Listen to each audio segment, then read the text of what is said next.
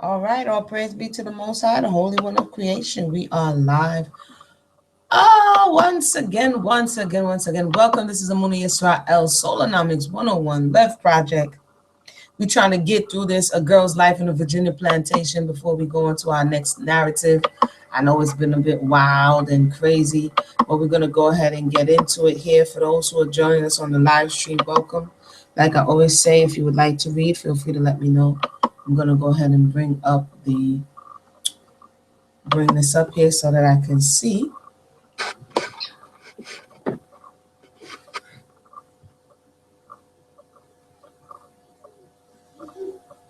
Give me one moment here. Discover cars. I'm not a. And there we go.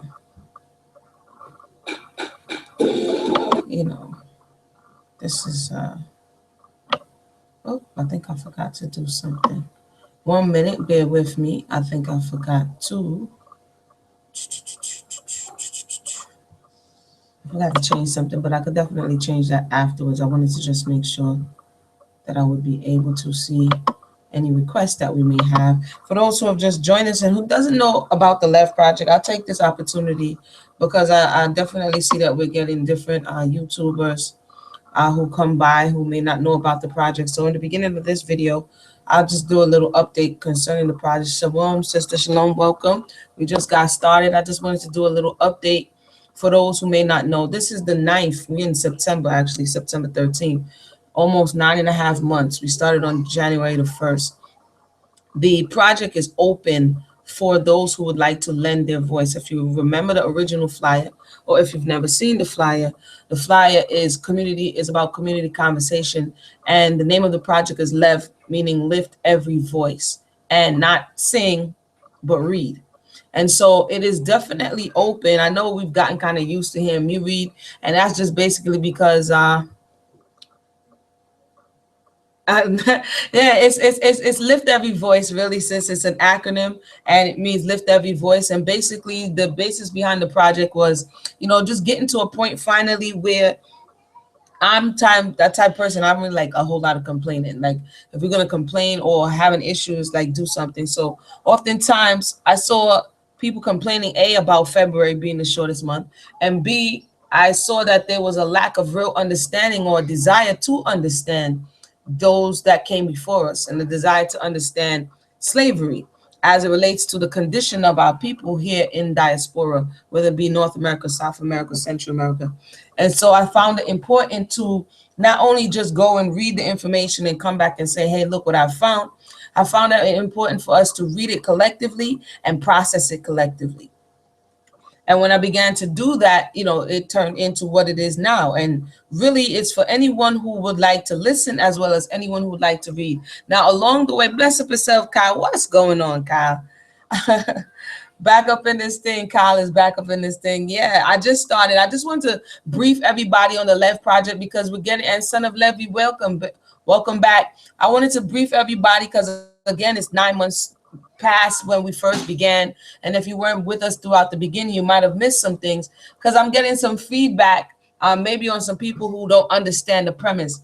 This is not just merely a book on tape, and it was someone who tuned in. I want to thank the YouTuber for putting in their concern and prompting me to really have this short conversation before we try to get through this narrative. This is not a book on tape. Her thought process was, you could have got further along. This is when we were reading Henry Box Brown, that you could have gotten more subscribers or YouTubers if you just read and discuss. So she wanted to rearrange. She really didn't appreciate the conversation in between the narration. And I had to express to her, this is not just a book on tape, because you can pull up books on tape all throughout YouTube. Actually, if you pull up one of the first narratives we read, you're going to listen to a European man with no feeling, no emotion, no expression, and he's going to be reading Harriet Jacobs. He's going to be reading Charles Ball. And that you can look and do the research for yourself. That's not what this is. This is a space for us to be able to look at things that we probably never have even thought about looking at and begin to heal from understanding things that have happened in the past. And so for those who may feel like they just want to read it straight through, please understand that we always put the link in the box. So if you want to read at your own pace and share your thoughts, you can do that as well. And if you would like to read, all you got to do is hit me up on one of these videos. Let me know that you would like to read.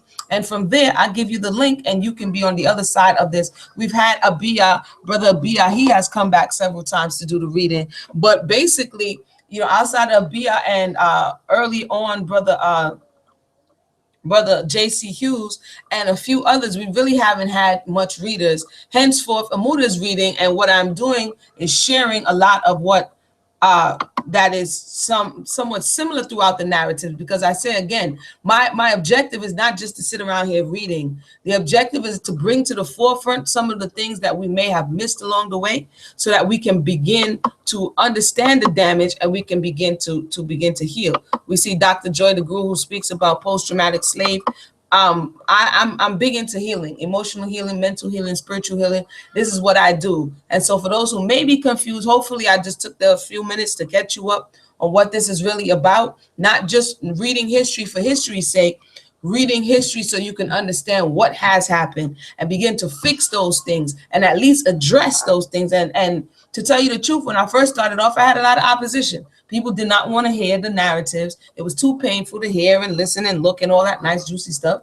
But now we have positive feedback. So hopefully, if you missed it, go through some of the videos, look at the positive feedback, look at the people who on their journey has changed their mind and actually grown over these 9 months. It's a long time to be doing some reading, you know what I'm saying? So I want to thank everybody with the continued support, and as well as those who probably may not understand fully what we're about. But with that said, once again, if you would like to read, definitely let me know. And I'm going to go into this right about now, because we got a good amount of pages to get. This lady, she's kind of hard to get through. Let me go ahead and make my screen bigger. You can click the link. I don't know, whoever uploaded it, there's a little bit of issue with the upload. It squeezed everything together. But nonetheless, I'm going to try to get through it here. So we're starting on chapter. Give me 1 second.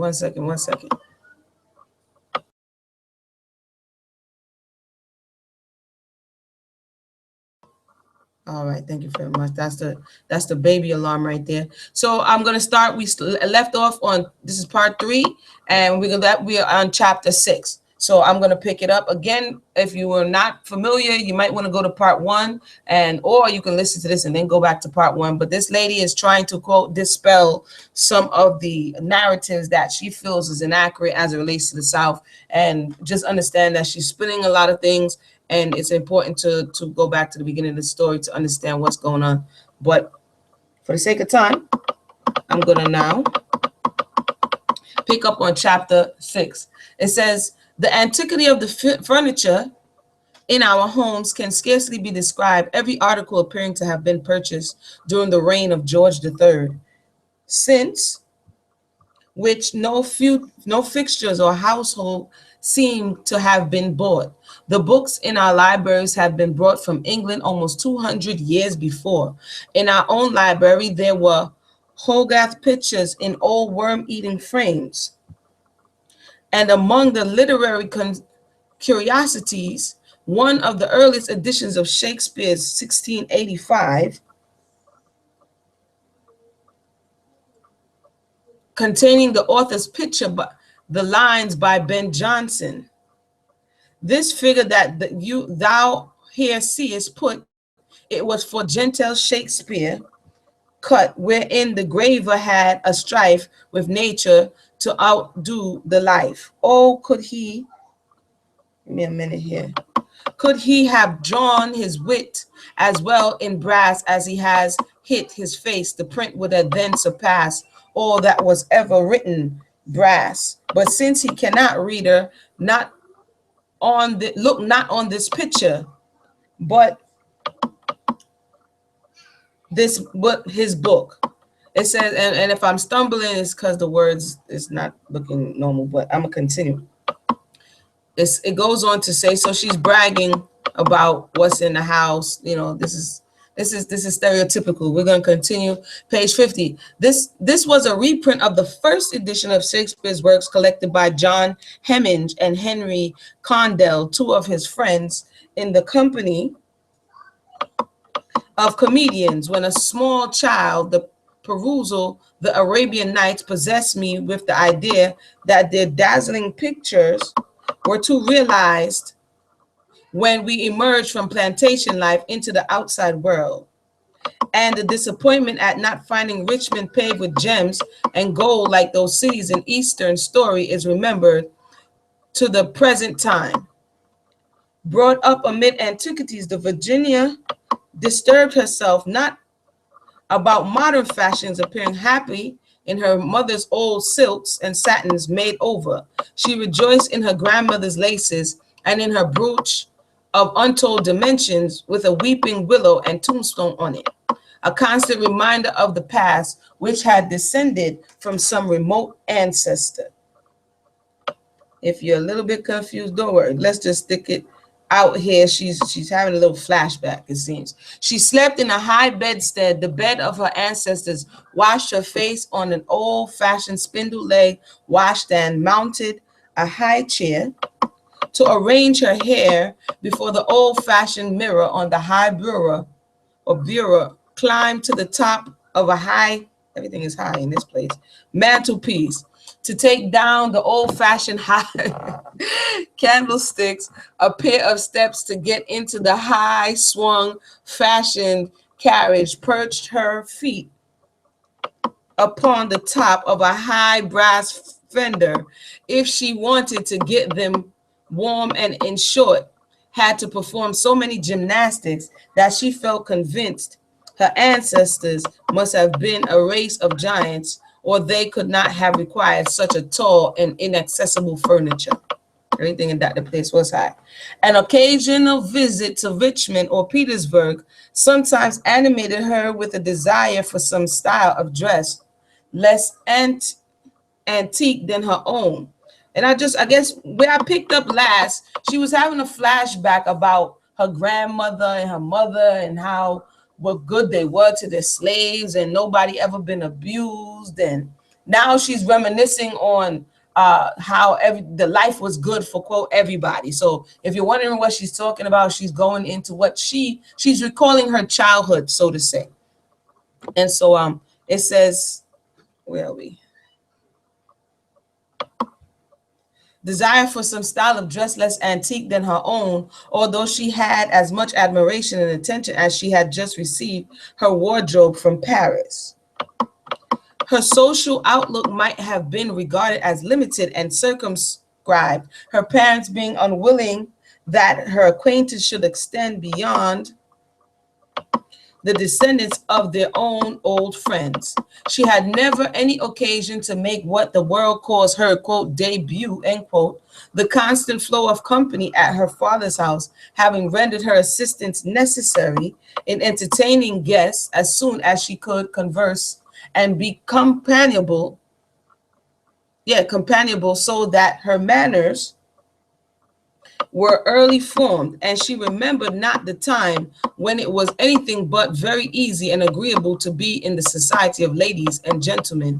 In due time, we were provided, my sister and myself, with the best instructors, a lady all the way from Bordeaux to teach French and German, and a German professor from Germany. No, for German and music.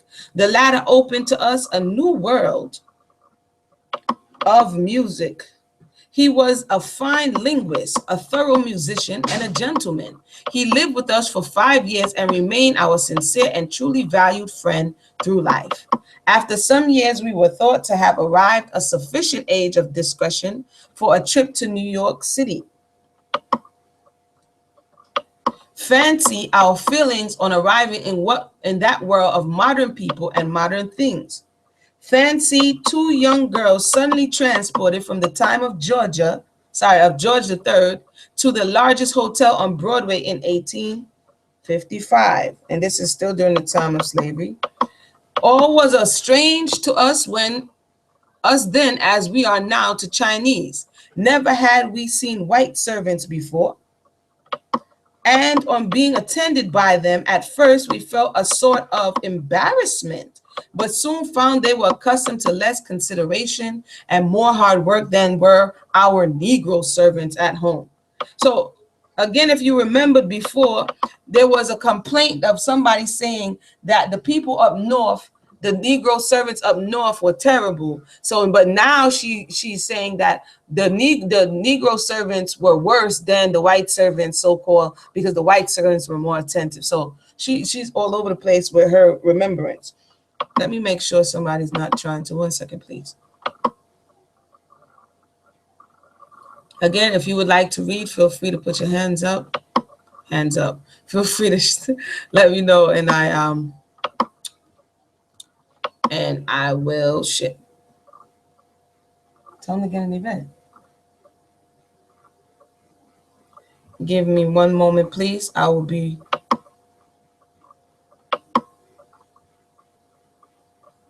Shiloh, come read. Look, I'm gonna let y'all see that this one is not too. Come here. I'm gonna let the baby read while I step away for 1 second.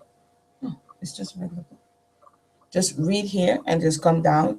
I'm gonna let her hold it down while I step away for the young one. Go ahead, read nice and loud. Okay. Say good night. Good night. All right, go ahead.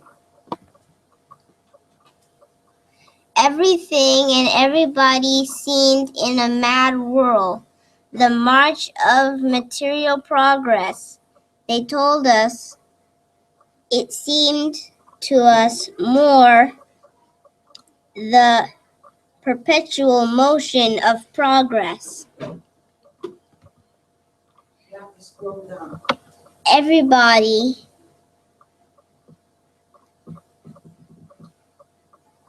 No, hold on 1 second. Where did you go? I was right here. Yeah, but the screen is a little. 1 moment for those who are listening. Where is she? I told you this thing is a little messed up and we lost our spot. We weren't there. This is chapter 7. 1 minute. I gotta see if I find another copy of this. Too thin. Hmm? It is too thin. I can't. I was only scrolling down because I was All right, get up. Let mommy see. Thank you so much. She filled in. Hold on. Come here, baby. Trying to find back our spot here. Page 40. Okay, we went off the high bedstead. Richmond. Debut, we read that. The instructor. Mama. Yes. Embarrassed. Everything and everybody seemed in a mad whirl. Okay, right here. Let me let her just finish that one part. The march of material progress. Come. They told us. They told us it seemed to us more the perpetual motion of progress. Everybody said that if old foggy Virginia did not make haste to join this march, she would be left a wreck behind. We found ourselves in the advanced age, in the land of water pipes and dumb waiters, the land of the enterprise and money, and at the same time of an economy amounting to parsimony. Mm-hmm. The manners of the people Watch your finger. Were strange to us and different from ours.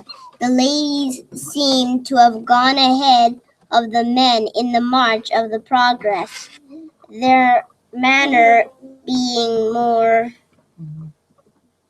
Wait, don't move it.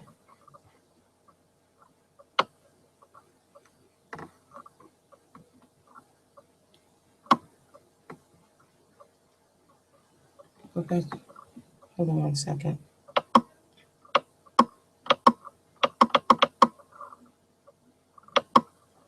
The manner of the people was strange to us and different from ours. The ladies seemed to have gone ahead of the men in the march of the progress. Their manner, and then we finish right here, being more. The manner being more pronounced. They did not hesitate to push about through crowds and public places. Thank you, Young Shy. Thank you, Young Shy. Thank you, sister. Now she filled in for mommy when mommy was on some baby duty. That's Young Shiloh volunteering to read some pieces in this. How old is she? She's 8, sis. She she's 8 years old. I wrote multiple times. No problem. She's 8 years old. You know, we started her reading early. She's homeschooled and so reading is very important. And so she was busting out some of them words. I was over here like, okay, and she didn't need my help. So that's a beautiful thing. She's improving, and that's a beautiful thing. If it next time, if you know, I have to. If you give me 1 second, this is the first time I've encountered that the way this thing is written. I'm gonna try to see if I can get it a little better because I'm quite sure that you keep hearing me clicking this thing, and that's gonna be all throughout the recording if I don't find another. Hold on. If I don't find another copy of this, so let me just give me 1 second. Let me see if I can find another copy online.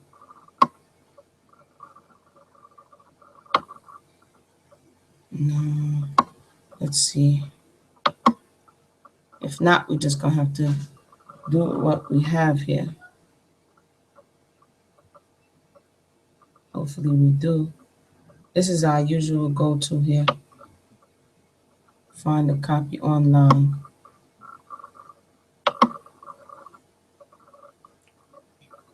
Nope, that database wants some money.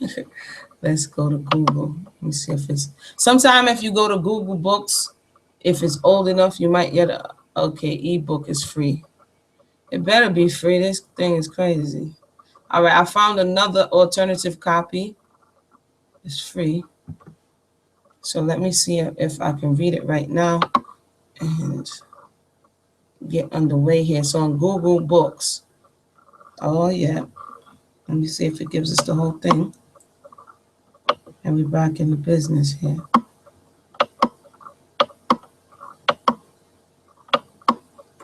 Yes, ma'am.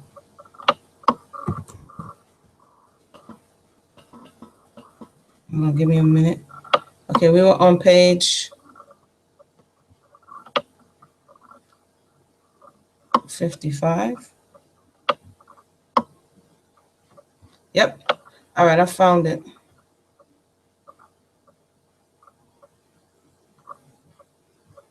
Now, let me just go right here. Sorry for the delay. We're just working the kinks out. You know, sometimes we have to have a little patience in what it is that we're doing. Sometimes we feel so like we're in this 53, page 53. We're in this soundbite world, you know. The soundbite world is like, and then people begin to cater to people like that. Like, oh, if you don't do exactly what I want right now, then if you don't give it to me, then I've lost the attention. That means that, and oftentimes we really didn't want it, because if somebody's telling you some kind of secret or something, and you really wanted to know what they were saying, they could be stuttering. They, you know, all kind of stuff could be happening with them. You sitting there like on the edge of your seat, asking them, come on, man, get to the story. Because that's something you really want to hear. But if it's something like, I noticed in this space and time, and I'm going to take this time and then I'm going to go do it. I noticed in this space and time, even news media and outlets, they begin to cater to people's short temperament. And really, you're not really helping when you do that. You're not really helping because you now begin to change the way in which you bring whatever it is that you have to bring. So there has to be some balance. You cannot totally conform to all of our short-sightedness just in hopes that you'll retain somebody's attention. If you say something and it's time for them to hear it, when they come back, they'll hear it. So, okay, I found it, so we can go ahead and continue. It's on Google Books, so I'm gonna read it from there. It says, I'll pick up. The manners of the people were strange to us and different from ours. The ladies seemed to have gone ahead of the men in the march of progress, their manner being more pronounced. They did not hesitate to push about through crowds and public places. Still, we were young and dazzled with the gloss and glitter. We wondered why old Virginia couldn't join this march of progress and have dumb waiters and elevators and water pipes and gas fixtures and baby jumpers and washing machines. We asked a gentleman who was with us why old Virginia had not all these, and he replied, because while the people here have been busy working for themselves, old foggy Virginia has been working for Negroes. All the money Virginia makes is spent in feeding and clothing Negroes. Wow, could you imagine if, after you're extracting their labor for free, anyway. And he continued, these people in the North were shrewd enough years ago to sell all theirs to the South. All was strange to us, even the tablecloths of the tea and breakfast tables, instead of napkins on the plates such as we had at home, and which always looked so pretty on the mahogany. But the novelty having worn off after a while, we found out there was a good deal of imitation, after all, mixing up in everything. Things did not seem to have been mixed up to last as long as our old things at home. And we began to wonder if advanced age really made the people any better. And today we found out the answer is no, it really doesn't. Or maybe agreeable, or more hospitable, or more generous, or more brave, or more self-reliant, or more charitable, or more true, or more pious than in, quote, old foggy Virginia. There was one thing most curious to us in New York. No one seemed to do anything but himself, by himself or herself. No one had any individuality. All existed in clubs or societies. They had many isms, also which we had never heard. Some of the people sitting up all night and going around all day talking about manifestations and spirits and affinities, which they told us was spiritualism. And please look that word up. That is a very interesting. What she's talking about is the rise of certain religious factions that was during that time, and they was deep into this spiritualism conversation, and it's kind of new age-ish in its appeal, and it's definitely something to look out for, because there's nothing new under the sun. You got to watch out for people, verbiage, and the things that people are out doing.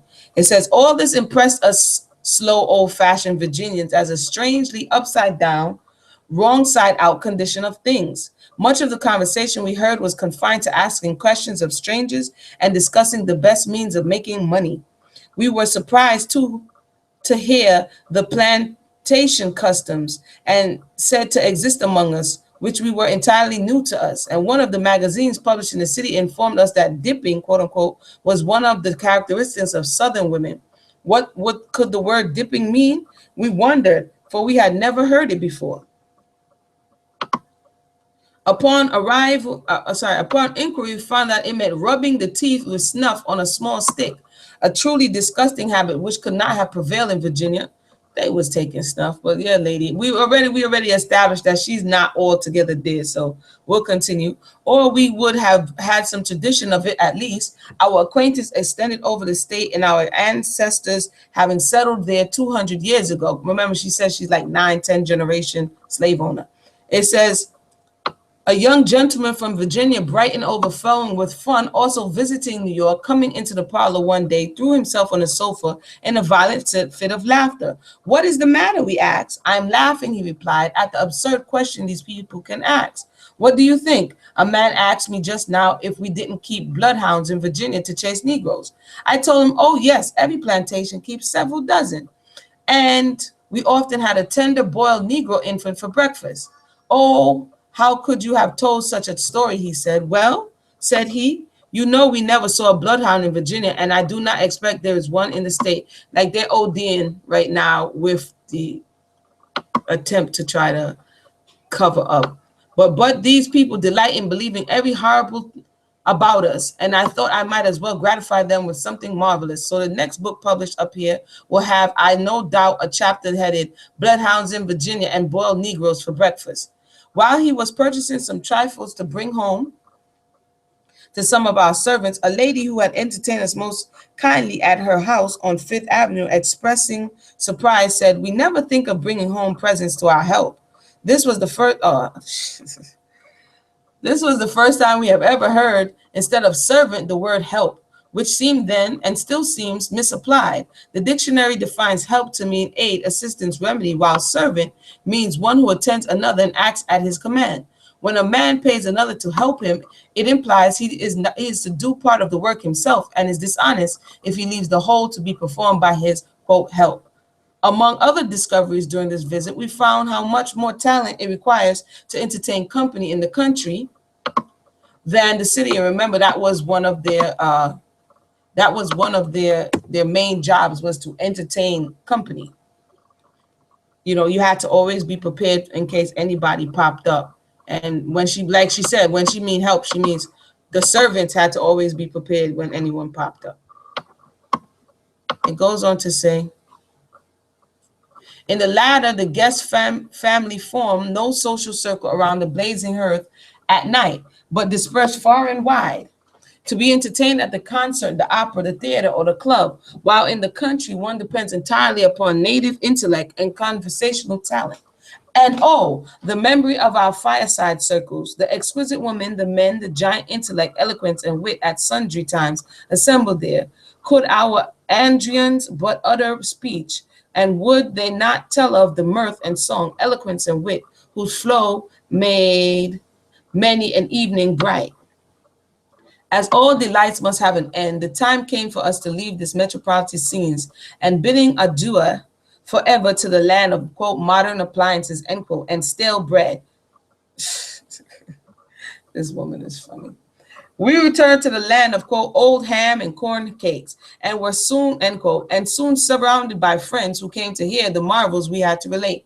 How monstrous, oh no, sorry, how monotonous, how dull, prosy, inconvenient everything seemed after our plunge into modern life. We told old Virginia about all the enterprise we had seen, and how she was left far behind everybody and everything, urging her to join at once the, quote, march of the material progress. I gotta look that up. March of the material progress. Like, was this a real campaign that they had conversations about? To really understand what you're reading, oftentimes we just want to, again, like I said, we just want to boom, just get into something and just keep going. But there are so many parts, like even today, that somebody's making a reference to something, and oftentimes because it's so many years past, we don't know what they're talking about. And to really gain understanding, we got to comb over the stuff. We got to go slow. We got to be inquisitive, see what is she referencing. Is this something else that can give us a broader scope of what was going on? So basically, people wanted to march of material progress, right? So they went to capitalism, which they already were, but it got exasperated to where it is today, which is crazy. Everybody has been consumed at this point. It says, but the mother of states persisted in sitting contently over her old-fashioned wood fire and brass andrions, and while thus musing, these words fell slowly and distinctly from her lips. They call me old, foggy, and tell me I must get out of my old ruts and come into the advanced age, quote unquote. But I don't care about their, quote, advanced age, end quote, their water pipes and elevators. Give me the right sort of men and women, God loving, God serving men and women, men brave, courteous, true, women sensible, gentle, retiring. How not my plantation homes furnish warriors, statesmen, and orators, acknowledged great by the world. I make it a rule to keep on hand men equal to emergencies. Had I not Washington, what's she going into, like a soliloquy or something? Patrick Henry, Lighthorse, Harry Lee, and others ready for the first revolution? And if there comes another, which God forbid, have I not plenty more just like them? Here she laughed with delight as she called over their names: Robert Lee, Jackson, John Johnston, Stewart, Early Floyd, Preston, the Breckenridges, Scott, and others like them, brave and true as steel. Ha ha! I know of what stuff to make men, and if my old ruts and grooves produce men like these, should they be abandoned? Can any, quote, advanced age produce better? Then there are my soldiers of the cross, he says. Do I not yearly send out a faithful band to be a shining light and spread the gospels north, south, east, west, even into foreign lands? So I guess they're going on an ego trip. It's not the only Christian paper in Athens, Greece, and the result of love and labor of the soldiers. And it has a star here, and the star says Reverend G.W. Leeburn. So that's somebody to look up. And can I not send out men of science as well as warriors, statements, and orators? There is Maury of the seas showing the world that a man of science can do. If my old foggy system has produced men like these, must it be abandoned? Here, the old mother of state settled herself back in her chair, and a smile of satisfaction resting on her face, and she ceased to think of change.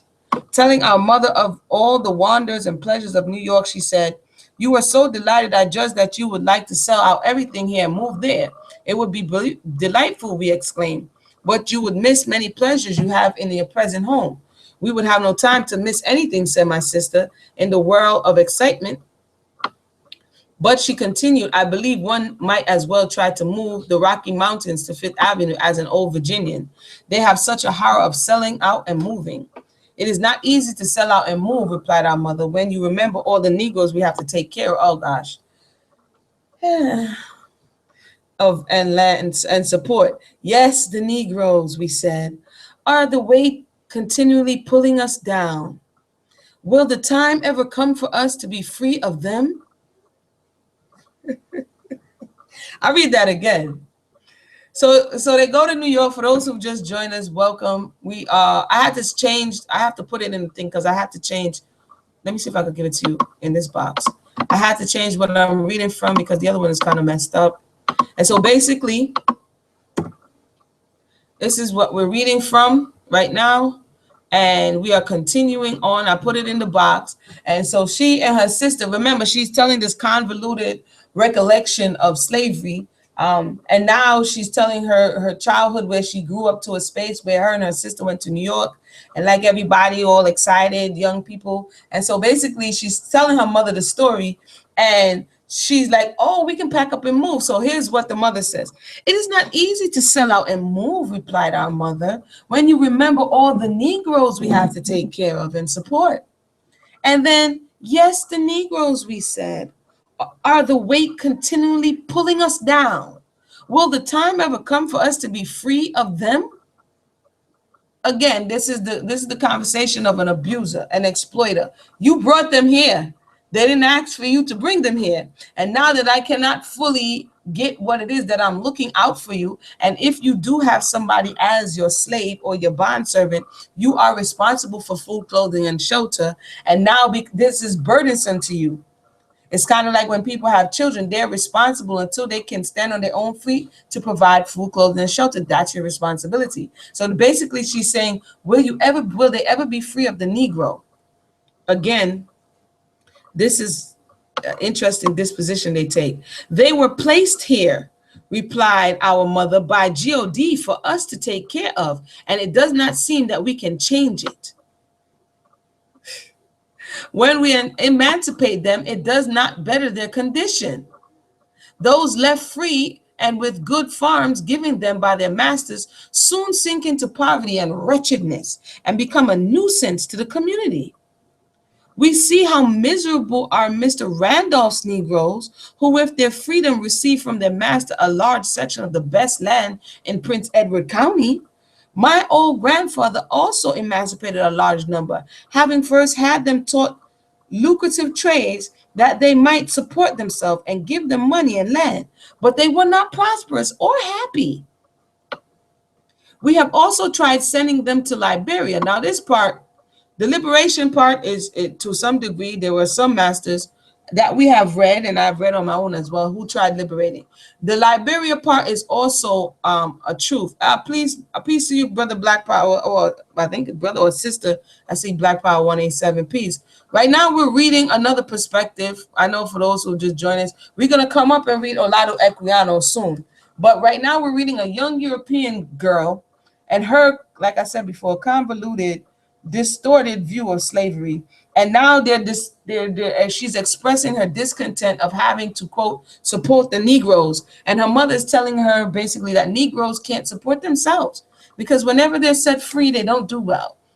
So Liberia was actually a colony that was founded in Africa for this reason of governing Negroes kind of in their own environment. But it didn't send back, and that it didn't send back. It was the colonization project, and I wanted to kind of come through this, but that's something that we could look up as well because that's something that actually happened. You see that also illustrated in the Book of Negroes. But I'm gonna continue. But she told me the other day that she was convinced it had no kindness to them, for she continually receives letters begging assistance and yearly supplies for them with clothes and money. And they're saying this like you. Oh, chill. They're saying this like when you, in this time when you release somebody, that you didn't have a whole system that was geared towards their failure. So it's funny that they're noting that some people, when quote set free, fail and fall into poverty, but you're not illustrating that the very system that you're setting them free into is set up to be against them. But I'll continue.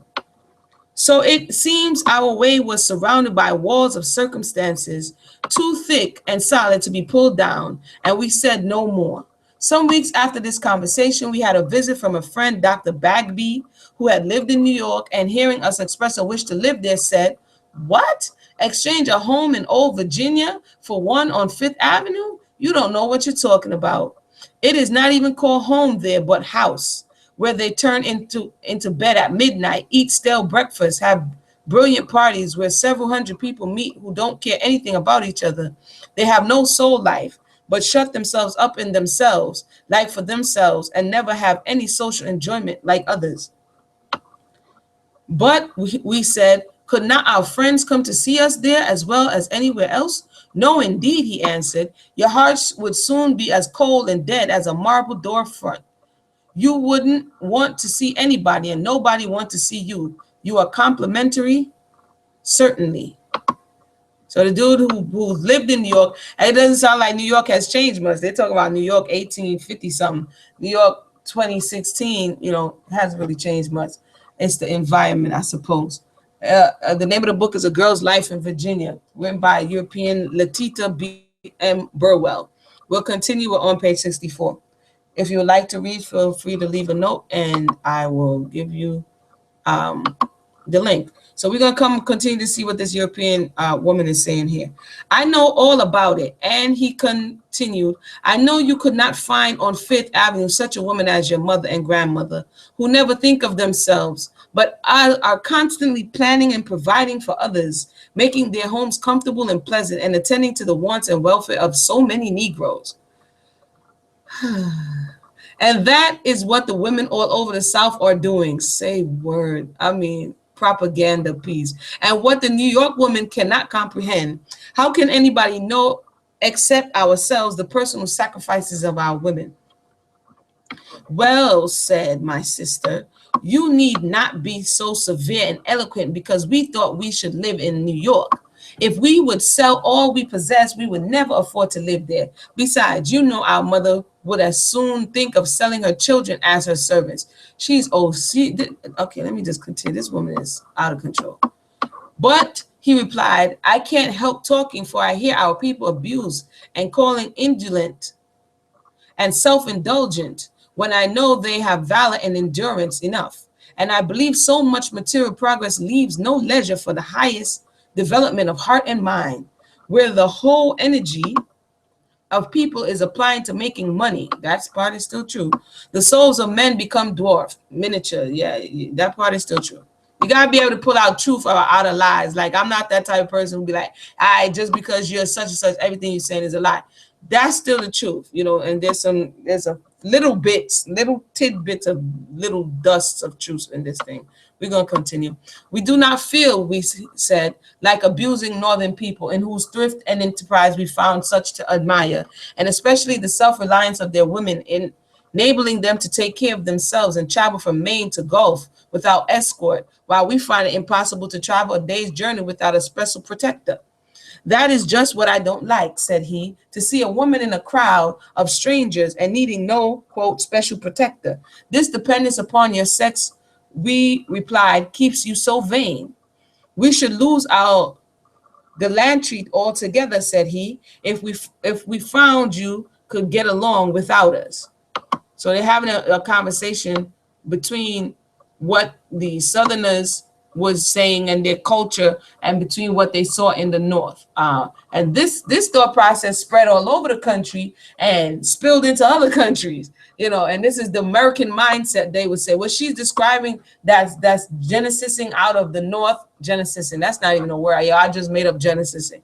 That's I just made up genesising. It's beginning out of the North. It's emerging out of this women's suffrage movement, right to vote, breaking away from certain paradigms, first wave of feminism. She's describing it, and he's basically saying, yo, this is going to ruin you. This thought process spread throughout the country. And again, like I said, this is what many other foreign countries classify as now the American spirit, this spirit of rebellion, this spirit of redefining your boundaries. So it's very interesting to hear this conversation between these two Euros about what could possibly happen if she goes in this way.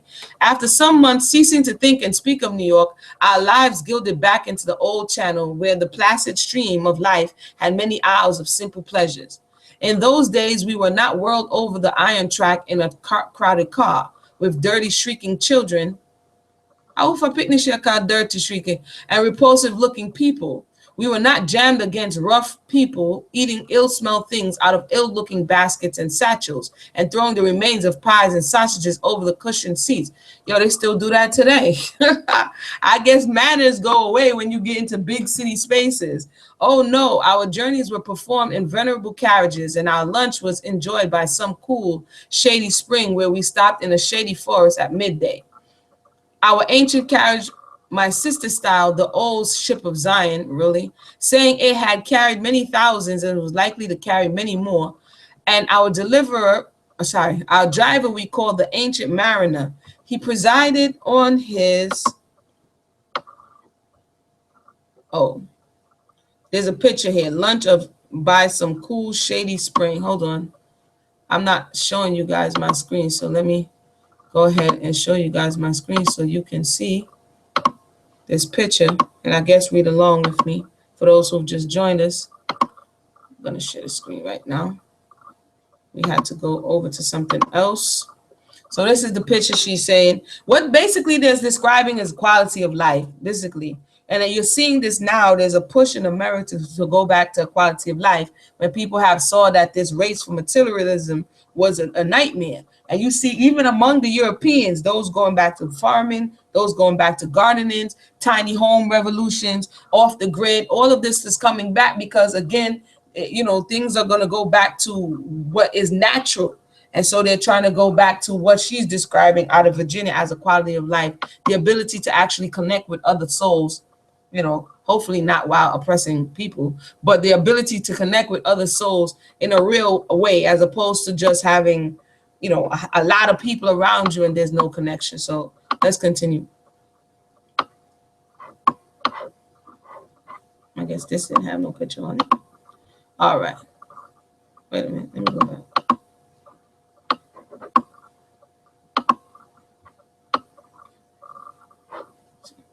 Oh, he presided on his seat, a lofty perch in a very high hat, with a great dignity, having been driving the same carriage for 40 years.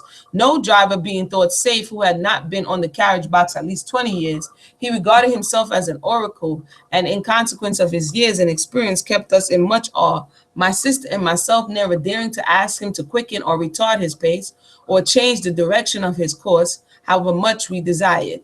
We will ever remember this thraldom, and how we often wished one of the younger Negroes could be allowed to take his place. But my grandmother said it would wound his feelings and besides be very unsafe for us.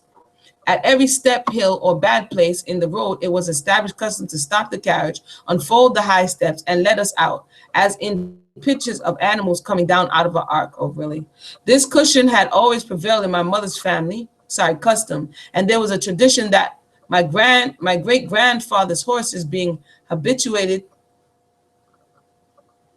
to stop for this purpose, refused to pull up certain hills, even when the carriage was empty, until The driver had dismounted and slammed the door, after which they moved out without further hesitation. This custom of walking at interviews made a pleasant variety and gave us opportunity to enjoy fully the beautiful and picturesque scenery through which we were passing. So understand, and there's going to be a complaint for everything. They're literally being horse driven, and this is what a lot of these European, the boys and the girls, they were often bored because they lived in a life where someone else did everything for you. And so, as you can see here, she's like, oh, I didn't want to really drive in the carriage. She liked it because it gave me a little difference. But if she had to walk all the time, or if you were like servants who didn't have shoes or whatever the case may be, you'll be singing. So there's this privilege. Some people call it white privilege to a certain degree. There's this privilege. There's this. Yeah, she did say, she did say, oh, ship is Zion. She was reaching right there, sis. She was really reaching. But she again, she's painting this picture like, oh, they care so much about their servants. No one ever hurt them, which we know is a farce. Okay, it's a farce. But we're gonna continue for the sake of depth in our study here. So we can understand why when you speak to a European or you hear a European having a conversation about slavery and they sound like Latita, you don't get upset and want to get all bent out of shape. You understand that emotionally and mentally you're dealing with someone who has a level of dissonance. But we're going to continue. She says here, those were the days of leisure and pleasure for travelers. And when we remember the charming summer gaunts annually made in this way, we almost regret the steam horse, which takes us now to the same places in a few hours. So the steam horse is the train. We had two dear friends, Mary and Alice, who, with their old carriages and drivers, the facsimiles of our own, or the exact copies, frequently accompanied us in their expeditions. And no generals ever exercised more entire command over their armies than did these three black coachmen over us. I smile now to think of their ever being called our slaves. Okay, Amuna just cut. I smile now to think of their ever being called our slaves. Right, lady. Yet, although they had this domineering spirit, they felt at the same time a certain pride in us too. On one occasion, when we were traveling together, our friend Alice concluded to dismount from her carriage and ride a few miles with the gentlemen of the party in a buggy. She had not gone far before the alarm was given that the buggy horse was running away, whereupon our black general, what's she call him? Generalissimos? Right. Okay, lady. You stretching right now. Instantly stopped the three carriages and anxiously watched the result. Uncle Edmund, Alice's coachman, stood up in his seat, highly excited, and when his young mistress, with admirable presence of mind, seized the reins and stopped the horse, turned him into a byroad. He shouted at the top of his voice, "Dar now, I always knowed Miss Alice was a young woman who the most admirable courage." And over this feat, he continued to chuckle for the rest of the day. The end of this pleasant journeys always brought us to some old plantation home, where we met a warm welcome not only from the white family, but from the servants who constitute part of the establishment. One of the most charming places to which brought so many visitors every summer, it was necessary to erect cottages about the grounds, although the house itself was quite large. And as the yard was usually filled with persons strolling about or reading or playing chess under the trees. Why she make it sound like she had a wellness resort? Okay. It had every appearance of first approach of a small watering place. The mistress of this establishment was a woman of rare attraction, possessing all the gentleness of her sex, with attributes and greatness enough for a hero. Tall and handsome, she looked a queen as she stood on the, portico receiving her guests, and by the first words of greeting from her warm, true heart, charmed even strangers. Yeah, lady. Without the, she really putting on some manure right here. Without the least variableness or shadow of turning, her excellences were a perfect continuity, and her deeds of charity a blessing to all in need within her reach. No undertaking seemed too great for her, and no details affecting the comfort of her home, family, friends, or servants too small for her supervision. The church, a few miles distant, the object of her care and love, received at her hands constant and valuable aid, and its minister generally formed one of her family circle. No wonder then the home of such a woman should have been a favorite resort for all for all who had the privilege of knowing her, and no wonder that all who enjoyed her charming hospitality were spellbound and loath to leave the spot where it was extended. Like we read, well, we ain't even finished reading it, shame on the Muna, John Blackford, as when he was a European slave owner, the one we read before this, he didn't really care. He just called. And so when these European, he didn't really care about the slaves. The only thing he really cared about is if you show up at work or if you affect my money. So you have to understand, oftentimes we're reading this, but they're not really involved in, quote, the enslaved individual's story. All of their pain, all of what they're feeling, it's like the abusive parent. You look like you was excited to me. You look like you enjoyed what you were experiencing. And this is, they often would punish you for not smiling. So when the Europeans said they saw smiling faces, this was something that if you weren't smiling, if you were, quote, moping around, you might be termed to have droptomania by Samuel Cartwright. You know what I'm saying? You might have a quack going around telling them to cut your foot off and whip you because you have droptomania. That's a real thing. Look it up. So I'm going to continue. In addition to the qualities I have attempted to describe, this lady inherited from her father, General Breckinridge, an executive talent which enabled her to order and arrange her domestic affairs perfectly, so that from the delicious viands upon her table, viands, I believe, upon her table to the highly polished oak of the floor, all gave evidence of her superior management and the admirable training of her servants. Now, nor were the hospitalities of this establishment dispensed to the gay, meaning, quote, happy, and great alone. They were shared alike by the homeless and their, yo, son. Okay, I can't, yo. Okay, all right. They were shared alike by the homeless and the friendless, and many a weary heart found sympathy and shelter there. Oh, this lady. Oakland's was famous by many things in fine light bread,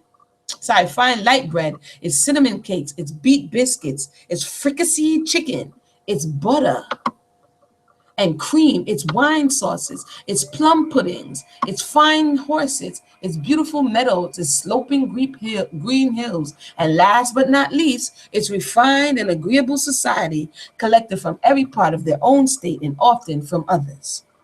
For an epicure, no better place could have been desired. And this reminds me of a retired army officer, a gourmet of the first water, whom we often met there.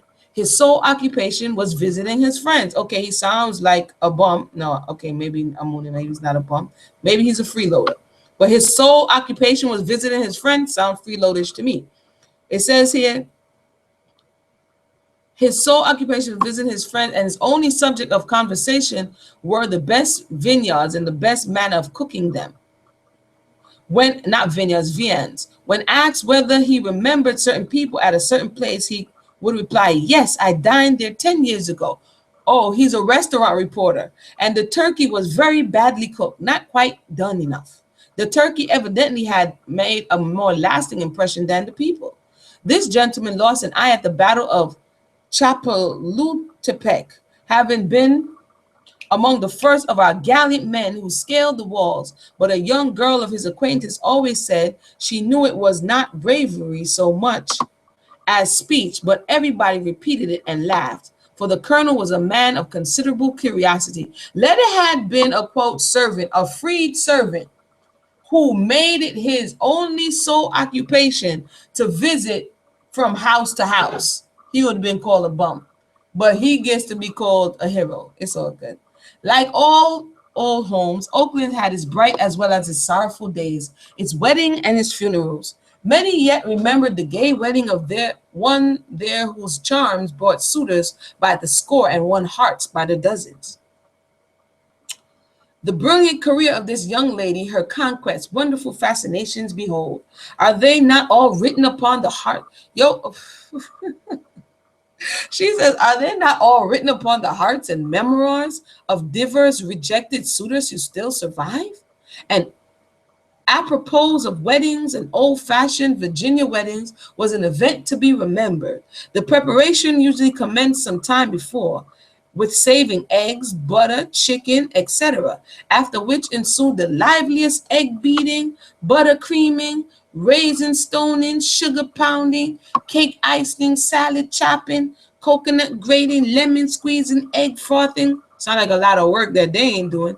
Wafer making, pastry baking, jelly straining, paper cutting, silver cleaning, floor rubbing, dressmaking, hair curling, lace washing, ruffle crimping, tarleton smoothing, trunk moving, guests arriving, servant running, girls laughing.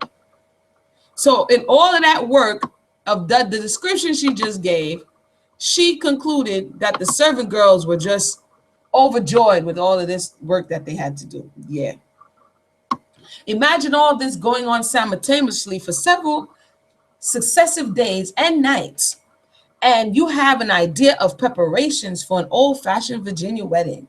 The guests generally arrived in private carriages a day or two before and stayed often for a week after the affair, being accompanied by quite an army of Negro servants who enjoyed the festivities as much as their masters and mistress. A great many years ago, after such a wedding as I describe, a dark shadow fell upon Oakland. The eldest daughter, young and beautiful, soon to marry a gentleman, and then she notes here Colonel Tom Preston, of high character, charming manners, and a large estate, one night, while the preparations were in progress for her nuptials, saw in a vision vivid pictures of what would befall her if she married. The vision showed her a gay wedding, meaning happy, joyous, herself the bride, the marriage gaunt to her husband home in a distant country, the incident of the journey, her arrival at her new home, her sickness, so she's having a premonition, and death, the funeral procession back to Oakland's, the open grave, the bearers of her bier, those who a few weeks before had danced at the wedding, herself a corpse in her bridal dress, her newly turfed grave with a bird singing in the tree above. The vision produced such an impression that she awakened her sister and told her of it. For 3 successive nights that the vision appeared, while so affecting her spirits that she determined not to marry, but after some months persuaded by her family to think no more of the dream, which continually haunted her, she allowed the marriage to take place. All was a realization of the vision. The wedding, the journey to her new home, every incident, however small, had been presented before her in the dream. As the bridal party approached the house of an old lady near Abingdon, who had made preparations for their entertainment, servants were hurried to and fro in great excitement, and one was galloping off for a doctor as the old lady had been suddenly seized with a violent illness. Even this was another picture of the ill-omened vision of the bride, who every day found something occurring to her to remind her of it, until in 6 months her old death made the last sad scene of her dream. And the funeral procession back to Oakland, the persons officiating the grave, and all proved a realization of her vision. After this, her husband, a man of true Christian character, sought in foreign lands to disperse the gloom overshadowing his life, but whether on the summit of Mount Blanc or the lava-crusted, what's this?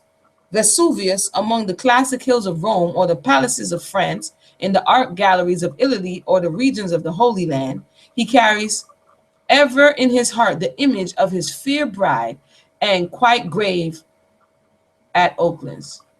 Again, thank everybody for tuning in. We started this book here, A Girl's Life in Virginia Before the War. We're up to chapter 8. We're trying to bust out some of these chapters. I'm gonna see how hard I could push to get through some of this. Yes, it's a lot of work, sis.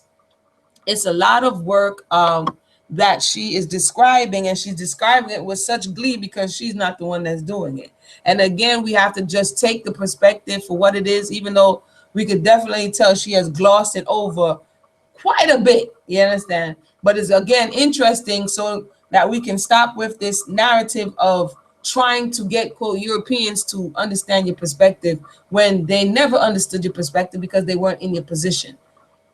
They weren't in the position of our foreparents. This is for me a personal exercising in looking into the mind of a European and what they actually think. I've right here somebody in this big expansive plantation had family. She's lying about nobody being sold off, and we know that's definitely not true because it was something that was throughout the colony, especially Virginia, of these things that were present. So there were some who were on slave masters who were on record for not wanting to break up families, but definitely there were families broken up. There's people that's being worked tirelessly, and because she is not in that world, she's mostly in the plantation house or going on visits. She's not seeing that portion. It's like somebody working at a space, but they're not seeing the abuses that's going on behind the closed doors, or they don't want to see for whatever reason. So this is her perspective. We're going to keep going. Chapter 8. Another charming residence not far from Oakland's, which attracted visitors from various quarters, was Buena Vista. They still got Buena Vista stuff today, where we passed many happy hours of childhood. Yeah, it was happy for you. This residence, large and handsome, was situated on an eminence overlooking pastures and sunny slopes, with forests and mountain views in the distance. The interior of the house accorded with the outside, every article being elegant and substantial. The owner, a gentleman of polished manners, kind and generous disposition, a sincere Christian and zealous churchman, was honored and beloved by all who knew him. His daughters, a band of lovely young girls, presided over his house, dispensing his hospitality with grace and dignity. Their mother's death, which occurred when they were very young, had given them household cares which would have been considerable for the assistance of Uncle Billy the butler, an all-important character presiding with imposing dignity over domestic affairs. One second.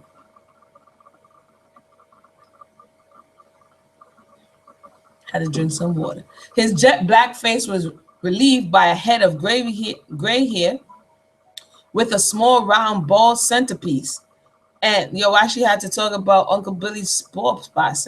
And the expression of his face was calm and serene as he presided over the pantry, the table, and the tea waiters. His mission on earth, oh wow, now she's giving him the only, okay. His mission on earth seemed to be keeping the brightest silver urns, sugar dishes, cream jugs, and spoons, flavoring the best ice creams, buttering the hottest rolls, muffins and waffles, chopping the best salads and folding the whitest napkins, handing the best tea and cakes in the parlor in the evening, and cooling the best wine for dinner.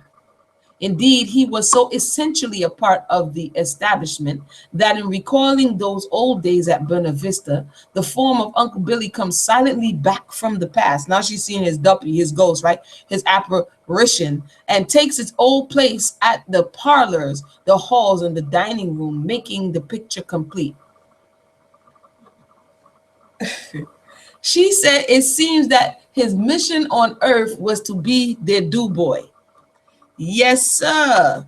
And upon the canvas of every old, oh wait, there, and she drew him. I can't for the and she drew the ball spot. Oh, this is the Uncle Ben character. All of the stuff that we see coming from those days. The Uncle Ben, the butler character, and Jemima, the mammy character. These are the stuff that this is the images that are coming from these spaces. And of course they pimped out whatever it is that they were known for. And then, they made it their own. But this is supposed to be Uncle Billy, supposedly, wearing European clothes and fulfilling his utmost brightest mission. His mission on earth seemed to be keeping the brightest urns. That was his mission. Right. We'll continue. home come to their accustomed places, the forms of dusky friends who once shared our homes, our firesides, our affections, and who will share them as in the past, never more. I'm going to continue reading here. Of all the plantation homes we loved and visited, the brightest, sweetest memories cluster around Grove Hill. Like, they would just pop up. Like, according to her, you ain't got to call either. You could just pop up and just free blow for a minute, a week, 2 weeks, 4 weeks. She says Grove Hill was her favorite, a grand old place in the midst of scenery, lovely and picturesque, to reach which we made a journey across the Blue Ridge, those giant mountains from whose winding roads and lofty heights we had glimpses of exquisite scenery in the valleys below. Thus, winding slowly around these mountain heights and peeping down from our old carriage windows, we held nature in its wildest luxuriance. The deep solitude, the glowing sunlight over rock, forest, and gleam, the green valleys deep down beneath, diversified but alternate light and shadow, all together photographed on her heart's picture, never to fade. Something just hit my mind and I gotta share it.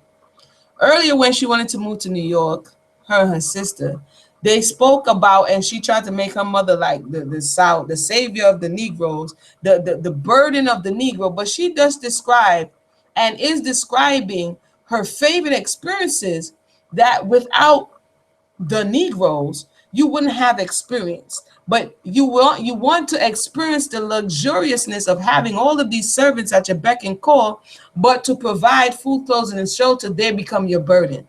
So understand the mentality. It's all about what I can get from you. But when you require of me, anything that you require of me, I'm going to do it with resentment. And it's going to be too much. And then I could take it and throw it in your face and be like, well, didn't I just feed you? Didn't I just give you a new cabin? And we see that even today. But I'll continue. Let me know your thoughts as we're reading along. Let me know what's coming across your mind. Feel free to chime in.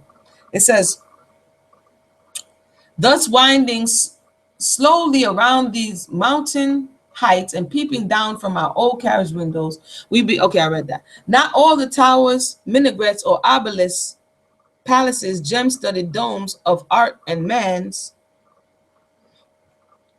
let me go for it, device can reach the soul like one of these sun-tilted pictures in their convex frames of rock and vines. Arrived at Grove Hill, how enthusiastic the welcome from each member of the family assembled in the front porch to meet us. How joyous the laugh. How deliciously cool the wide halls, the spacious parlor, the dark polished walnut floors. How bright the flowers. How gay the spirits of all assembled. One was sure of meeting her pleasant people from Virginia, Baltimore, Florida, South Carolina, Kentucky, with whom the house was filled from May till November. How delightfully passed the days, the weeks. What merry excursions, fishing parties, riding parties to the Indian Spring, the cave, and the natural bridge. What pleasant music and table-ups and dancing in the evenings. For the table-ups, we only had to open an old chest in the garret and help ourselves to rich embroidered white and scarlet dresses with other costumes worn by the grandmother of the family nearly 100 years before, when her husband was in public life and she was the queen of the society. What spritily, what's this? Conversation in our rooms at night.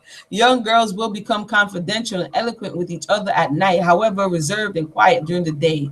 Late in the night, these talks continued with puns, laughter, until checked by a certain young gentleman, now a minister, who was wont to bring out his flute in the flower garden under our window and give himself up for an hour or more to most sentimental and touching strains, thus breaking in upon spritily remarks and repartees, some of which are remembered to this day.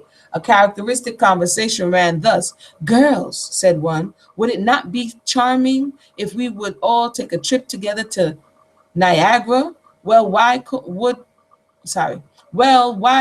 not?" was the response. "Oh," replied another, "the idea of us poor Virginian girls taking a trip." "Indeed," said one of the Grove Hill girls, "it would be impossible, for here We are on the immense estate, 4,000 acres. 4,000 acres. 4,000 acres. 2 large, handsome residences, 300 Negroes, and let me just continue. 300 slaves. Regarded as wealthy, and yet to save our lives, we could not raise money enough for a trip to New York, nor get a silk velvet cloak, said her sister, laughing.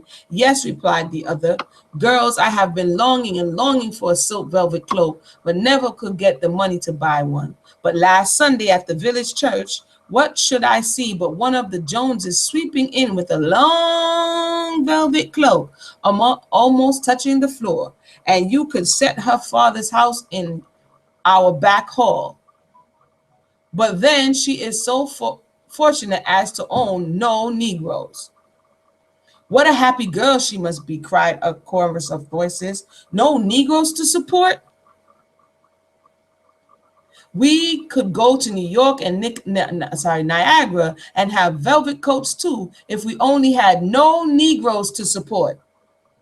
But all our money goes to provide for them as soon as the crops are sold. Listen to the thought process, people. Listen to the thought process. You're holding them captive because according to you, they can't live on their own, exacting all their labors to live your affluent life. Again, here goes the resentment because you're feeling you have to support these Negroes, but dude, you're not paying them. Let's continue. Yes, said one of the Grove Hill girls, here is our large house without an article of modern furniture. The parlor curtains are 100 years old, the old-fashioned mirrors and recess tables 100 years old, and we long in the vein for money to buy something new. Well, said one of the springless girls, we can get up some of our old diamond rings or breast pins, which some of us have inherited, and travel on appearances. We have, and a lot of Europeans do this, they're broke, but because A, they're European, and B, they probably look like they have money, they travel on appearance. We have no modern clothes, but the old rings, we will make us look rich. And a party of poor, rich Virginians will attract the commiseration and consideration of the world when it is known that for generations we have not been able to leave our plantations. After these conversations, we would fall asleep and sleep profoundly until aroused next morning by an army of servants polishing the hall floors, waxing and rubbing them with a long-handled brush weighted by an oven lid. This made the floor like a sea of glass and dangerous to walk upon immediately after the polish process, being especially disastrous to small children who were continually slipping and falling before breakfast. Hold on, maybe I missed something. Oh, the lady presiding over this, which she says is Miss Carrie Breckenridge, establishment possessed a cultivated mind, bright conversational powers, and gentle temper with a force of character, which enabled her judiciously to direct the affairs of her household, as well as the training and education of her children. She always employed an accomplished tutor who added to the attractiveness of her home circle. She helped the boys with their Latin and the girls with their compositions. In her quiet way, she governed, controlled, suggested everything so that her presence was required everywhere at once. While in the parlor entertaining her guests with bright, agreeable conversation, she was sure to be wanted by the cooks, there were 6, to taste or flavor something in the kitchen, or by the gardener to direct the planting of certain seeds or roots, and so with every department. Even the minister, there was always one living in her house, would call her out to consult over his text and sermon for the next Sunday, saying he could rely on her judgment and discrimination. Never thinking of herself, her heart overflowing with sympathy and interest for others, she entered into the pleasures of the young as well as the sorrows of the old. If the boys came in from fox or deer chase, their pleasure was incomplete until it had been described to her and enjoyed with her again. The flower vases were never entirely beautiful until her hand had helped to arrange the flowers. The girls' lace were never perfect until she had gathered and crimped them. Her sons were never so happy as when holding her hand and caressing her. And the summer twilight found her always in the vine-covered porch, seated by her husband. So this is the perfect Martha Stewart type thought process. This is what they prided themselves on in this space and time. Who could be the best and upshine each other? And there's still a segment of their society that still does this. A dear kind old gentleman, her hand resting in his, while he quietly, happily smoked his pipe after the day riding over his plantation, interviewing overseers, millers, blacksmiths, and setting up accounts. One more reminiscence of the Grove Hill picture will be done. No Virginia home being complete without promise, sorry, some prominent Negro character. The picture lacking this would be untrue to nature and without the finishing touch. Like you ain't really hear nothing about them, but anyway, and not to have stepped in to pay our respects to old Aunt Betsy during a visit. So you had the notorious Negro of the plantation. This is the one that got all the folklore. Everybody know about this particular Negro. So on this plantation, it's Aunt Betsy during a visit to Grove Hill would have been looked upon as it should be to omit it here. A great breach of civility, for the old woman always received us at her door with cordial welcome and a hearty shake of the hand. Lord bless the children, she would say. How they does grow, done grown up young ladies. Sit down, honey, I might glad to see you. And why didn't your ma come? I would love to see Miss Fanny. She always was so good and so pretty. Seems to me it ain't been no time since she and Miss Emma, her own mistress, used to play dolls together, and I used to bake sweet cakes for them and cut them out with the penny box. Sorry, the pepper box top for the doll parties, and they love each other like sisters, because it probably was, but anyway. Well, Aunt Betsy, we would ask, how is your rheumatism now? Oh, Father, help me. Yo, I hope everybody's doing good out there. I know sometimes you got to bounce. The mentality is still there today. Agree, sis. It definitely is. It's if anybody has things to say, feel free to share it here. This is again, these reactions that I'm having, some of these stories is my first time reading them as I'm reading to you. And this is you're hearing me out loud. Sometimes I try to hold it, but the woman she's off the chain. Let me just say that. She definitely is. And this mentality, like you said, is still there today. You see it in some of the magazines, Country Home and Garden. It's still this thought process that of those who still do visit each other, that they have to outdo each other and upstage each other, and the housewives or wherever.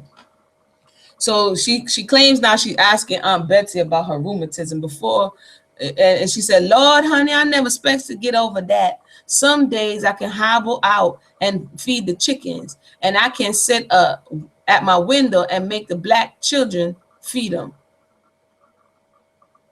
And I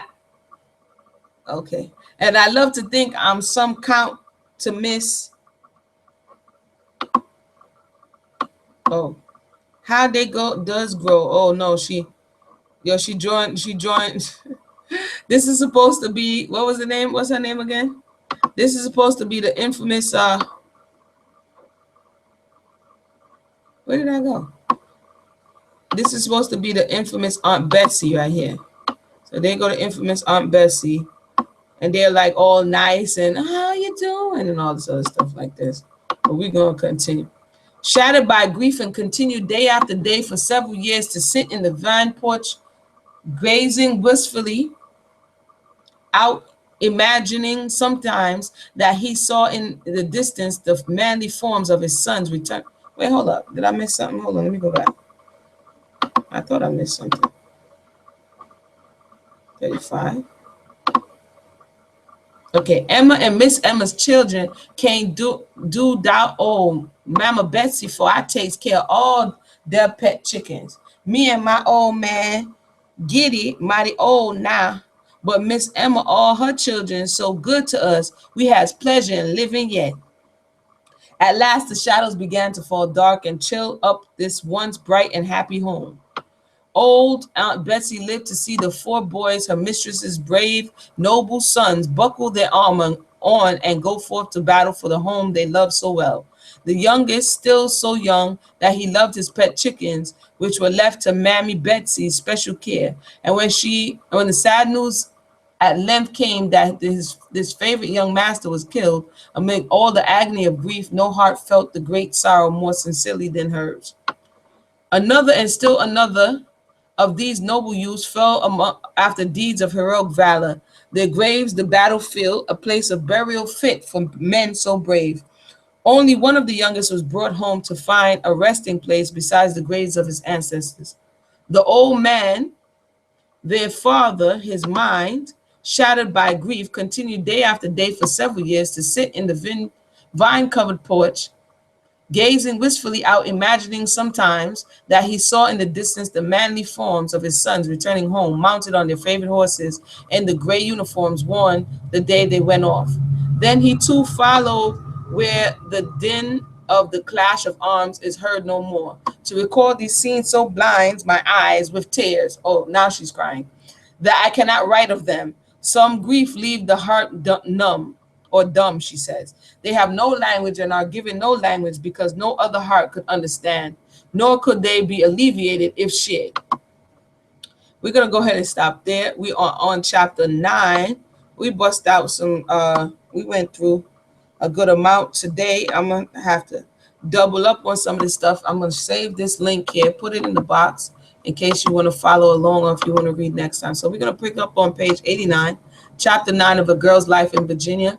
You know, again, like I said, it's good to know certain mentality so that you will understand who you're talking to and you can stop running up against brick walls. You know, and again, it's not for everyone, but for those who seek more understanding on subjects and kind of want to go deeper into things, it's definitely worth it because in the long run, it saves you mental stress and agitation.